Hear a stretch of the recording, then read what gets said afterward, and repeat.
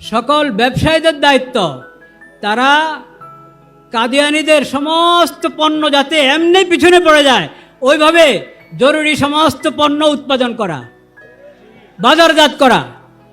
কাদিয়ানীদের সমস্ত আরএফএল এবং প্রাণ, অনেক বিভিন্ন নামে কাদিয়ানীদের অনেক পণ্য আছে, এগুলো সব বয়কট করা, পরিত্যাগ করা জরুরি, ফরজ। এটা ইমানি দায়িত্ব, এটা ইমানি দায়িত্ব।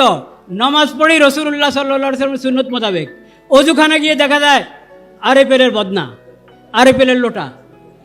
এটা কেমন কথা? এটা কি ইমানি গায়রত চায়? এটা ইমানি গায়রতের দাবি?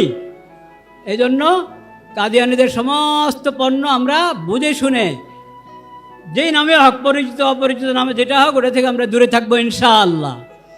এবং সমস্ত ইমাম, খতিব, আলেম, ওয়াইজ সবাই এই বিষয়ের উপরে যে আমরা আলোচনা করে থাকি, ওটা বসিরতের সাথে করব, পড়াশোনা করে করব, যাতে ওয়ালা তাকফু মা লাইসা লাকা বিহি ইলম।